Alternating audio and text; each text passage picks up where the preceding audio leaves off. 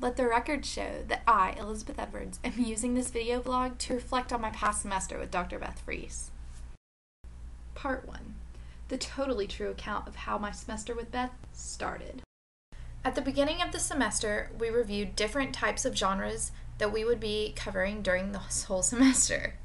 Well, you have your picture books, your fantasies, your regular novels, your historical novels. You have just about everything, and we covered all of it.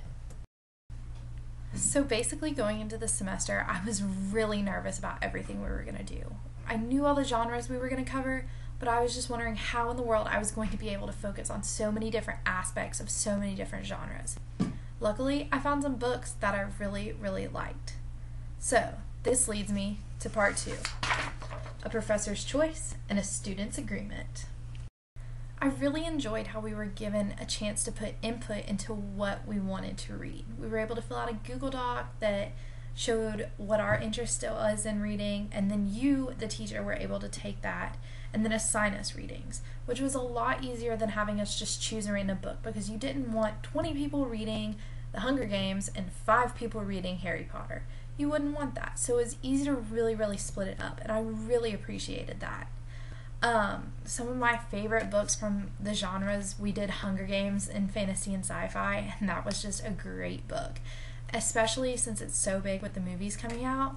I think my students would really enjoy reading that book and learning about the different aspects of that type of genre. The banned book genre week, I guess you would call it, I absolutely loved, because it gave us a chance to explore what some critics or people would say are banned books. What makes a banned book? Who gets to decide it's banned? I'm not qualified to decide that. I don't think anybody's really qualified to decide that. So it was really cool to go outside of what's in a library, or in one library and not another, and see what other people have to say. So this all of a sudden love for different genres of books leads me to part 3. How I, Elizabeth Edwards, went from absolutely hating books to absolutely loving them. Well, you know, growing up, I wasn't much of a fan. Well, okay, correction. I was a fan of books, but, you know, I didn't want to read all the ones that were boring. I liked pretty covers, and yeah, I was that kid who judged a book by its cover. But, you know, as I've grown older, I've kind of learned to enjoy books more, but I still, if I see a pretty Sarah Dessen book, I'm gonna pick it up.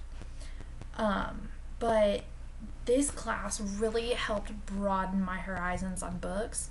Learning about different genres really opened my eyes to what there was. Poetry, The Bronx Masquerade, that was a great book, and it really taught me a lot. I became so informed on so many things I didn't know about.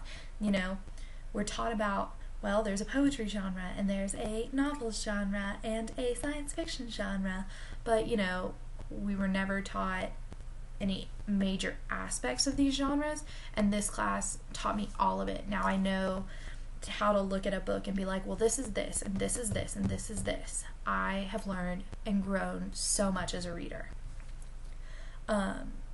It's just mind-boggling, baffling, you know, that whole going from one state of mind to another. I honestly never saw myself as a literature teacher, and this class completely turned it around for me. Obviously, I had some intent coming in as a literature content area, but this class completely changed me. I still wasn't sure if it was right for me, if I should have it, and getting out of this class, I know it was the best decision I could have made. Finally, this brings me to part 4. Sometimes you have to look back in order to understand the things that lie ahead. Yvonne Wood.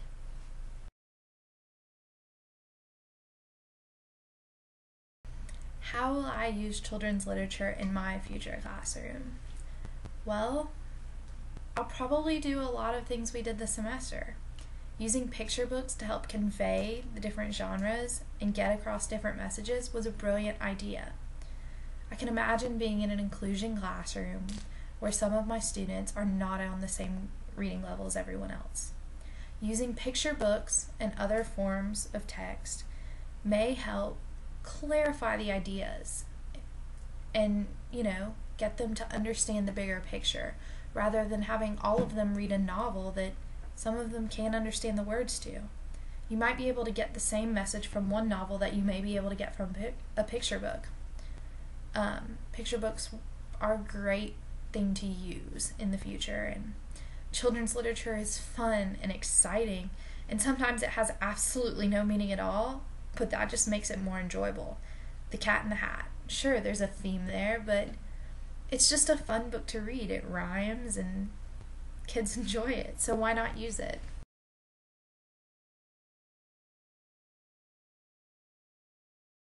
Like I said before, my thinking has been changed in so many ways. I no longer have the want to just use novel after novel after novel. I want to incorporate picture books. At first I thought they were going to be this tedious activity, just boring reading. Who wants to read a picture book? We're in middle school. We're above picture books. But after spending a semester reading picture books and novels and picture books and novels, I saw how helpful they truly were. I went from not really caring all that much to really caring and understanding not only the book, but why the author wrote the book and what the book was about and who it was for. And I really got into the details behind the book. It's just one of those things where my thinking has changed so much that I've done like a complete and total 180 in how I perceive literature and how I am planning on teaching literature. One of my favorite things this semester was reading Parvana's story out loud. I know that I will choose a semester or a book every 9 weeks and read out loud to my students, because I think taking that time to sit down and read a book to them, they'll really enjoy. And that read aloud gives like a time for them to calm down and settle down and just really reflect and pay attention to what's going on, and there's no distraction. My classroom just will be, or I can hope it will be calm and collected, and my students will really care about what they're learning.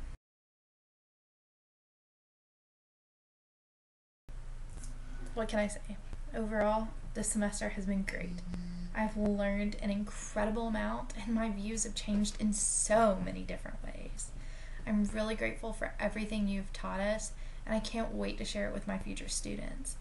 Some of your ideas I may even be able to share with my future coworkers. Who knows? And it's all thanks to you. So thank you, Dr. Beth Fries.